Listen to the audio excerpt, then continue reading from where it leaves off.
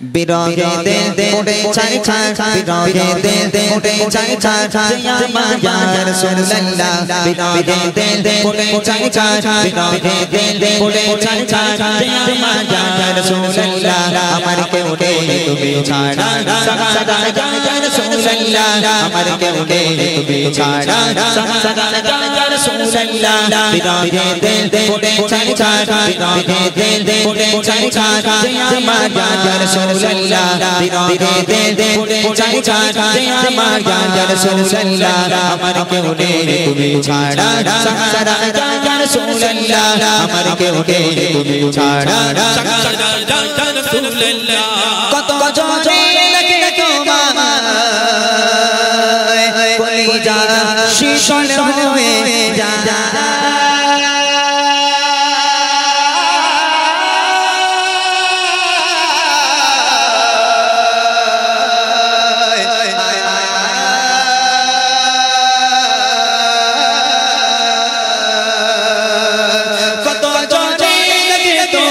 কলিজা শীতল হয়ে যায় কত জনে দেখে তোমায় কলিজা শীতল হয়ে যায় আমাকে দাও না দিদার আমাকে দাও না দিদার একবার ইয়া রাসূলুল্লাহ আমাকে দাও না দিদার একবার ইয়া রাসূলুল্লাহ আমার কেউ নেই তুমি ছাড়া সারা ইয়া রাসূলুল্লাহ আমার কেউ নেই তুমি ছাড়া সারা ইয়া রাসূলুল্লাহ বিরহে দে উড়ে ছাই ছাই বিরহে দে উড়ে ছাই ছাই আমার ইয়া রাসূলুল্লাহ বিরহে দে উড়ে ছাই ছাই আমার ইয়া রাসূলুল্লাহ আমার কেউ নেই তুমি ছাড়া সারা ইয়া রাসূলুল্লাহ আমার কেউ নেই তুমি ছাড়া ইয়া রাসূলুল্লাহ সদা দেখতে চাই জীবনে আলো ছাওয়া না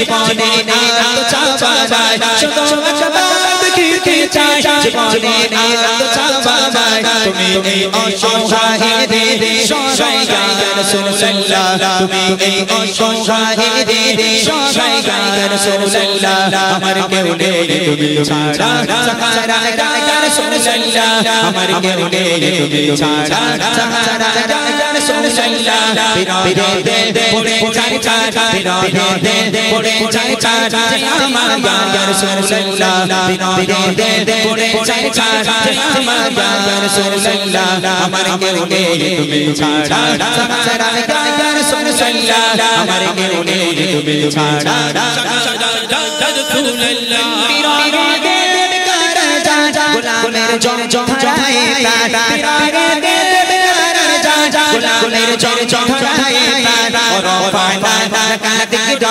রফানা কাদিক তবশন ইয়া রাসূলুল্লাহ রফানা কাদিক তবশন ইয়া রাসূলুল্লাহ আমার কেউ নেই তুমি ছাড়া সারা ইয়া রাসূলুল্লাহ আমার কেউ নেই তুমি ছাড়া সারা ইয়া রাসূলুল্লাহ বিরহে দে উড়ে ছাই ছাই বিরহে দে উড়ে ছাই ছাই আমার ইয়া রাসূলুল্লাহ বিরহে দে উড়ে ছাই ছাই আমার ইয়া রাসূলুল্লাহ আমার কেউ নেই তুমি ছাড়া সারা ইয়া রাসূলুল্লাহ আমার কেউ নেই তুমি ছাড়া সারা ইয়া রাসূলুল্লাহ মুলাকাতের শরফে ये मोदी दुखे दुखे मुलाकातेर शरफे ये मोदी दुखे दुखे तुम्हें जे शफाया दे हसो से या रासूलुल्लाह तुम्हें जे शफाया दे हसो से या रासूलुल्लाह अमर क्यों दे तुम्हें छाड़ा सारा या रासूलुल्लाह अमर क्यों दे तुम्हें छाड़ा सारा या रासूलुल्लाह बिरहे दे उड़े छाई छाई बिरहे दे उड़े छाई छाई আমার ইয়া রাসূলুল্লাহ বিরহে দে উড়ে ছাই ছাই আমার ইয়া রাসূলুল্লাহ আমার কেউ নেই তুমি ছাড়া সারা ইয়া রাসূলুল্লাহ আমার কেউ নেই তুমি ছাড়া সারা ইয়া রাসূলুল্লাহ চলে দেখে তোমায়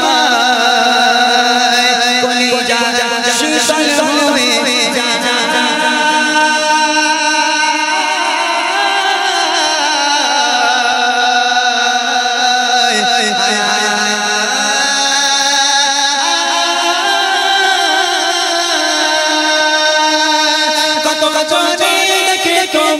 কলিজা শীতল হয়ে যায় কত চলে দেখে তোমায় কলিজা শীতল হয়ে যায় আমাকে দাও না দিদার আমাকে দাও না দিদার একবার ইয়া রাসূলুল্লাহ আমাকে দাও না দিদার একবার ইয়া রাসূলুল্লাহ আমার কেউ নেই তুমি ছাড়া সাহারা ইয়া রাসূলুল্লাহ আমার নেই তুমি ছাড়া ইয়া রাসূলুল্লাহ বিনা দে পড়ে চাই চাই বিনা দে পড়ে চাই চাই আমার ইয়া রাসূলুল্লাহ বিনা দে পড়ে চাই চাই আমার ইয়া রাসূলুল্লাহ আমার কেউ নেই তুমি ছাড়া সাহারা ইয়া রাসূলুল্লাহ আমার কেউ নেই তুমি ছাড়া সাহারা ইয়া রাসূলুল্লাহ আমার কেউ নেই তুমি ছাড়া সাহারা ইয়া রাসূলুল্লাহ আমার কেউ নেই তুমি ছাড়া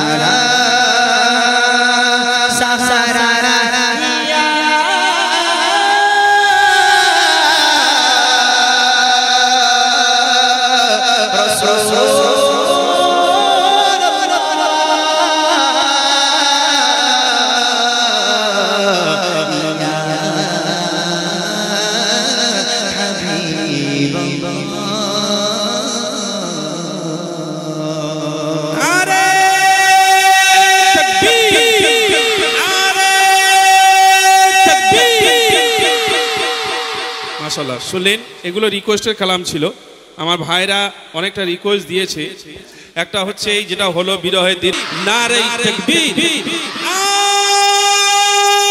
নারে তাকবীর আমাদের যদি জীবনটাও চলে যায় তাও একটাই নাম বেরোবে আমাদের মুখ থেকে আই লাভ মোহাম্মদ যেহেতু মোহাম্মদকে আমরা বেশি ভালোবাসি আমাদের জীবনের থেকেও বেশি আমাদের বিবি বাচ্চা আত্মীয় স্বজন বাপ মা সবার থেকে বেশি ভালোবাসতে হবে কাকে আল্লাহ রসুলকে তাই তো সবাই একমত তো হ্যাঁ যদি কোনোদিন ডাক আসে আই লাভ মোহাম্মদ যদি আমাদের দিনকে বাঁচাতে গেলে যদি কোথাও যেতে হয় আমরা রাজি তো ইনশাল্লাহ প্রত্যেকটা মুমিন মুসলমানের রাজি থাকা দরকার যেহেতু এটা আমাদের কি এটা আমাদের নেতা তাই তো হ্যাঁ অন্যান্য জাতির যখন নেতার নাম হয় আমাদের কোনোদিন খারাপ লাগে না কিন্তু আমাদের নেতা যখন নাম হয় তখনই অনেকজনের ঘাড়ে বাজ পড়ে এটা করলে হবে না সকল নেতার নাম নেওয়ার অধিকার সবার আছে চলুন এই গজল গাইবে এবং লিখেছে দয়ার নবী রাস্তা দিয়ে হেঁটে হেঁটে যায় আহলান সাহালান রসুলে আলা আচ্ছা ঝড় ঝরছে খোদা রহমত আঙ্গিনায় আচ্ছা ঠিক আছে সব গজল ইনশাআল্লাহ ইমরান ভাই শোনাবেন আগে কিছু নতুন গজল শোনানো হোক তারপর ইনশাআল্লাহ পুরনো এই গজলটি প্রত্যেকের জন্য খুব মনোযোগ দিয়ে শুনতে হবে যে স্বামী স্ত্রীর ভালোবাসা কাকে বলে স্বামী স্ত্রীর ভালোবাসা কেমন হওয়া উচিত দেখেন দয়ার নবী সাল্লাল্লাহু আলাইহি ওয়াসাল্লাম এবং আম্মাজান খাদিজাতুল কুবরা রাদিয়াল্লাহু তাআলা আনহা দুই স্বামী স্ত্রী ছিলেন আল্লাহ রাসূলের অনেকগুলো স্ত্রী ছিল সমস্ত স্ত্রীদের থেকে আল্লাহ রাসূল আম্মাজান খাদিজাকে বেশি ভালোবাসতেন কিসের জন্য বেশি ভালোবাসতেন জানেন আম্মাজান খাদিজা মানে তিনি এমন একজন নারী ছিল আল্লাহ রসুলের আরো সুন্দরী স্ত্রী থাকা সত্ত্বেও আল্লাহ রসুল আম্মাজান খাদিজার বয়স একটু বেশি ছিল তারপর আম্মাজান খাদিজাকে বেশি ভালোবাসতো মনোযোগ দিয়ে শুনতে হবে এই গজলটি তাহলে হয়তো আমাদের সাংসারিক জীবনে শান্তি আসতে পারে হয়তো আমরা জলসার মাধ্যমে শুনি গজলের মাধ্যমে শুনি কিন্তু আমল করি না তাই না মানুষ পরিবর্তন হয় না এইরকম জলসা দিয়ে ভাইজানকে 50,000 60,000 টাকা দিয়ে এনে জলসা শুনে যদি বাড়ি চলে যায় তাহলে যদি তার উপর কোনো আমল না করা হয় এই জলসা দেওয়া বেকার হয়ে যাবে না এই বড় বড় বক্তাদের আনা হচ্ছে এগুলো তো বেকার হয়ে যাবে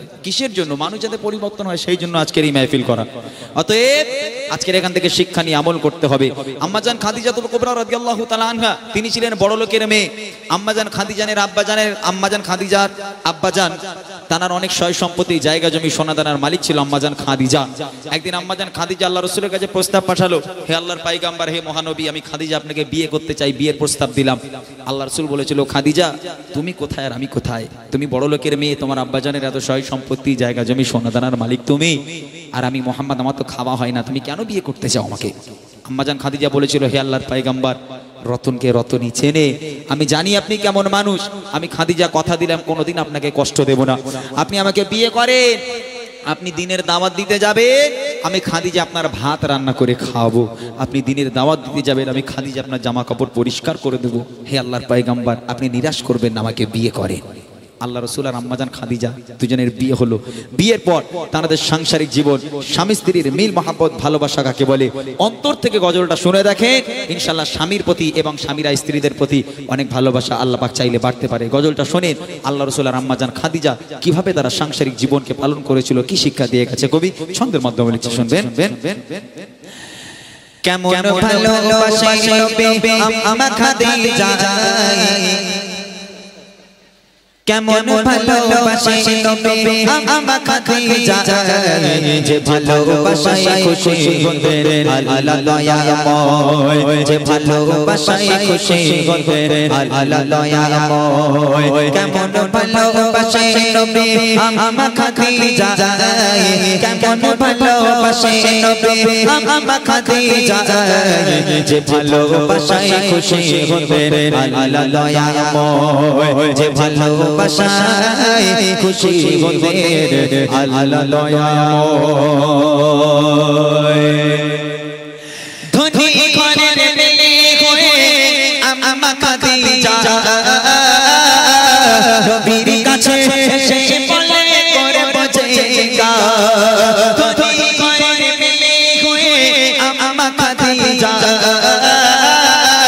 নবীর কাছে সে বলে করে বজেগা, নবী বলে ও খাদিজা কেন চাও আমায়, নবী বলে ও খাদিজা কেন চাও আমায়, রতনকে রতনী চেনে অন্যকে গো নয়, ও রতনকে রতনী চেনে অন্যকে গো নয়। কেমন ভালোবাসে নবী আমা খাদিজা, কেমন ভালোবাসে নবী আমা খাদিজা, যে ভালোবাসায় খুশি হতেন আল্লাহ দয়াময়, যে ভালোবাসায় খুশি হতেন আল্লাহ দয়াময়।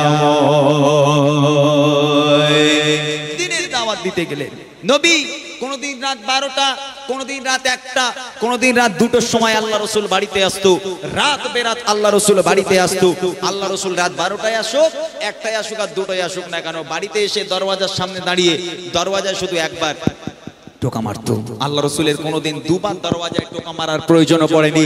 রাত 12টায় আসুক, 1টায় আসুক আর 3টায় আসুক না কেন, দরওয়াজার সামনে দাঁড়িয়ে একবার শুধু দরওয়াজায় টোকা মারতো, সঙ্গে সঙ্গে দরওয়াজা খুলে যেত। আম্মাজান খাদিজার সামনে দাঁড়িয়ে আল্লাহ রসুল বলছেন, ও খাদিজা তুমি কি সারা রাত ঘুমাও না? বলছে কেন? বলে আমি একবার দরওয়াজায় টোকা মারি আর তুমি দরজা খুলে দাও, কেমন করে পারো? তুমি কি ঘুমাও না? আম্মাজান খাদিজা বলেছিল, হে আমার স্বামী, হে আল্লাহর পয়গম্বর, আপনি যখন বাইরে থাকেন আমি খাদিজা ঘুমোতে পারি না, বড় টেনশন হয়, বড় ভয় হয়, না জানি কাফেরেরা আপনার উপর কোন আক্রমণ করলো কিনা, কাফেরেরা আপনার কোনো ক্ষতি করে দিল কিনা, এই চিন্তায় আমি খাদিজা সারা রাত ঘুমোতে পারি না, আপনার অপেক্ষায় দরওয়াজার গোড়ায় বসে থাকি, পাহারা দিই। আহা কি ভালোবাসা! আমার মায়েরা পারবে? হ্যাঁ, ছেলে যদি 12টার সময় বাড়ি আসে, আল্লাহ রসুল একবার দরওয়াজা টোকা মারতো, আমাদের মতো ছেলেরা ঘরে গিয়ে টোকা মারা দূরের কথা, দরজায় কিল মেরে, ঘুষি মেরে, লাথি মেরে দরজা মাঝখান থেকে ফেড়ে গেল, ভেঙে গেল। আমার মায়েদের ঘুম ভাঙে না, সব জান্নাতে গিয়ে ঘুরে বেড়াচ্ছে। কি ঘুম আমার মায়েদের! স্বামী বাইরে পড়ে মরুক, হ্যাঁ হুটরে পড়ে মরুক, স্ত্রীর দেখার দরকার নেই, স্ত্রী আরাম করে ঘুমোতে পারলেই হলো। কিন্তু আম্মাজান খাদিজা আল্লাহ রসুল যতক্ষণ পর্যন্ত বাড়িতে না আসতো ততক্ষণ পর্যন্ত খানাও মুখে নিতেন না এবং বিছানায় গিয়ে ঘুমাতো না, দরওয়াজার গোড়ায় বসে বসে পাহারা দিত।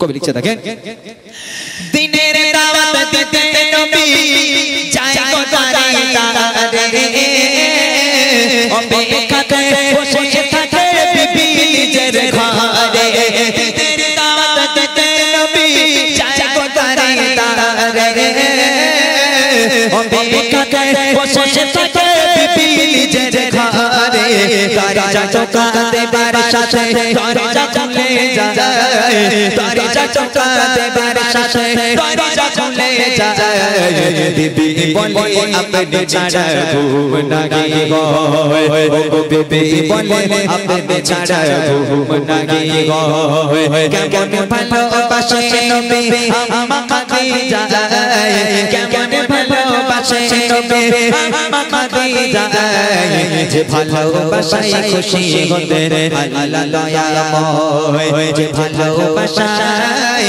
খুশি হতেন আল্লাহ দয়াময়। একদিন নবী পাক রাত্রেবেলা বাড়িতে এলো, দরওয়াজায় টোকা মারলো, দরওয়াজা খুলে গেল। আম্মাজান খাদিজার সামনে দাঁড়িয়ে আল্লাহ রসুল আম্মাজান খাদিজাকে দেখে হাউমাউ করে কেঁদে উঠেছে। কেন জানেন?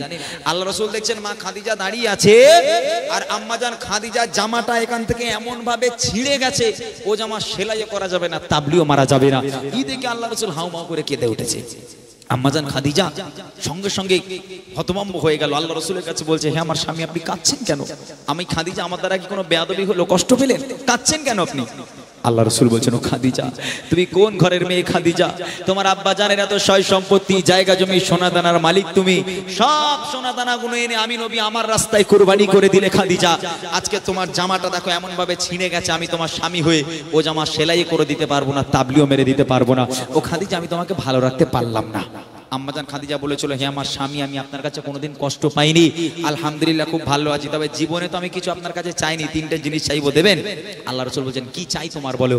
আম্মাজান খাদিজা বলছে, আমার প্রথম নম্বর আবদার, আমি খাদিজা যেদিন ইন্তেকাল হয়ে যাব, মারা যাব, ওই দোকান থেকে কাফন কিনে পরালে আমাকে হবে না, তাহলে আপনার এই পিরান, আপনার এই জুব্বা মুবারক আমাকে কাফন করে দিতে হবে। দ্বিতীয় নম্বর আবদার, আমি খাদিজা যখন আমাকে কবরে শোয়ানো হবে, কবরে শোয়ানোর আগে আপনি নিজে কবরে নামবেন, কবরের চারপাশটা একবার হাঁটবেন। আমি খাদিজা কবরের আযাবের ভয় পাই, আপনার পায়ে ছাদ থাকলে কবর আমাকে আর আযাব দেবে না। আর তিন নম্বর, আপনার মুনকার নেকির ফারিস্তারা যতক্ষণ আমার সওয়ালের জবাব না করবে, আমার কবরের ধারে বসে থাকতে হবে, বাড়ি যেতে পারবেন না। এই তিনটা আবদার রাখবেন। আল্লাহ রাসূল বলল, খাদিজা তোমার তিনটে আবদার আমি মেনে নিলাম, তিনটেই পূরণ করব। আমার মায়েরা চোখটা বন্ধ করে বলেন তো, কোনোদিন কোনো মা স্বামীর কাছে বলেছে, এই দেখো আমি মরে গেলে একটু ভালো দামি কাফন কিনে এনে দিও, একটু আলেম মৌলী সাহেব ইমাম সাহেবদের দাওয়াত করে খাইও, একটু মাদ্রাসার বাচ্চাদের খাইও, গরিব এতিমদের খাইও? কোনোদিন বলেছে? ওই সব না, বলে এই দেখো তো সব পুজো টুজো হয়ে গেল, একটু দীঘায় যাবে না, একটু বকখালি যাবে না। আমার মায়েদের আবদার অন্যরকম, বুঝলেন? রাগ করবেন না জানো আপনারা, আমার মায়েরা কোনোদিন এই সব ধার ধারে না, ইসলামের কোনো ধার ধারে না, তারা শুধু ঘুরবে কেমন করে, স্বামীর টাকা লুট করবে কেমন করে, সবই জানে। তবে এখানকার মায়েরা ভালো। আম্মাজান খাদিজা কি ভালোবাসতো, কবি লিখছে দেখেন, বিবি বলে ও গো স্বামী মরণের পরে কবরে শোয়াবেন আমায় জুব্বা কাফন করে, কবরের চারিপাশে ঘুরবেন কবর জানো নারী পারে আমায় পিছিয়ে দিবে, থাকবে বসে ফারিস্তাদের সওয়ালের সময়, থাকবে বসে ফারিস্তাদের সওয়ালের সময়, কবরের কঠিন আযাব বড়ই ভয় হয়, কবরের কঠিন আযাব বড়ই ভয় হয়। কেমন ভালোবাসে নবী আম্মা খাদিজা, কেমন ভালোবাসে নবী আম্মা খাদিজা, যে ভালোবাসায় খুশি হতেন আল্লাহ দয়াময়, যে ভালোবাসায় খুশি হতেন আল্লাহ দয়াময়। ইন্তেকাল হয়ে গেল, আম্মাজান খাদিজা মারা গেল। প্রথম নম্বর আবদারে জুব্বা দিয়ে কাফন পরাতে হবে, আল্লাহ রসুলের জুব্বা দিয়ে কাফন পরানো হলো। দ্বিতীয় নম্বর আবদার ছিল কবরে নামতে হবে আল্লাহ রসুলকে। আল্লাহ রসুল কবরে নামলো, কবরের চারপাশটা একবার হাঁটলো, হাঁটার পর এবার আম্মাজান খাদিজাকে কবরে শোয়ানো হলো। কবরে শোয়ানোর পরে এই মুখটাকে কেবলার দিকে রাখতে হয়, পশ্চিম দিকে রাখতে হয়। তো আম্মাজান খাদিজাকে কবরের মধ্যে এই মুখটাকে যতবার কেবলার দিকে ঘোরানো হয়, আম্মাজান খাদিজার মুখটা ঘুরে অটোমেটিক আবার আসমানের দিকে হয়ে যায়। আবার একবার চেষ্টা করা হলো, আবার কবরের মধ্যে আম্মাজান খাদিজার মুখটাকে নিয়ে পশ্চিম দিকে ঘোরানোর চেষ্টা করা হলো। যেই পশ্চিম দিকে ঘুরিয়ে দিল, আবার অটোমেটিক ঘুরে আকাশের দিকে হয়ে যায়। সাহাবারাও পেরেশান, আল্লাহ রসুলও পেরেশান, মুখ কেন কেবলার দিকে ঘুরে না? তিনবার চেষ্টা করার পর আম্মাজান খাদিজার মুখ কেবলার দিকে ঘুরে না, আসমানের দিকে হয়ে যায়। ওই সময় আল্লাহ পাক আরশে আজিম থেকে খবর পাঠালে, আমার বন্ধু চিন্তা করবেন না, আমি আল্লাহ চাই না খাদিজার মুখটা কেবলার দিকে থাক, কেননা খাদিজা দিন ইসলামের জন্য, কোরআনের জন্য আমি আল্লাহ আমার জন্য এত কষ্ট করেছে, এত রক্ত ঝরিয়েছে, নিজেকে এত কুরবানি করেছে। আমি আল্লাহ চাই না খাদিজার মুখটা কেবলার দিকে থাক, আমি আল্লাহ চাই খাদিজার মুখটা আসমানের দিকে থাক, যাতে করে আমি আল্লাহ আরশে মুআল্লায় বসে বসে আমি আমার খাদিজাকে প্রতিনিয়ত দেখতে পারি। একবার জোরে বলুন না সুবহানাল্লাহ। কি ভালোবাসতো আল্লাহ পাক আম্মাজান খাদিজাকে। কেমন নারী ছিল এই খাদিজা, যাকে আল্লাহ পাক আরশে মুআল্লার দিকে মুখ করে রাখতে বলছে। আল্লাহ পাক আরশে মুআল্লায় বসে বসে খাদিজাকে কবরের মধ্যে থেকে দেখবে। এইরকম নসিব কতজনের হয়? হ্যাঁ, আম্মাজান খাদিজার মতো হতে হবে মা, তাহলে আজকের দুনিয়া আখিরাতের কামিয়াবি ভালাই আপনার নসিব হবে। শেষ কথা কবি লিখছে দেখেন, চাচা শশায় খাদিজাকে কে বেলাতে মুখ করে ততবারে আসমানে রই দিকে যায় যে ঝরে। চাচা শশায় খাদিজাকে কে বেলাতে মুখ করে ততবারে আসমানে রই দিকে যায় যে ঝরে। আল্লাহ বলে ও নবী চিন্তার কিছু নাই, আল্লাহ বলে ও নবী চিন্তার কিছু নাই। খাদিজাকে দেখব বলে আমি সর্বদা, ও খাদিজাকে দেখব বলে আমি সর্বদা। কেমন ভালোবাসে নবী আমা খাদিজা, কেমন ভালোবাসে নবী আমা খাদিজা। যে ভালোবাসায় খুশি হতে আল্লাহ দয়াময়, যে ভালোবাসায় খুশি হতে আল্লাহ দয়াময়, যে ভালো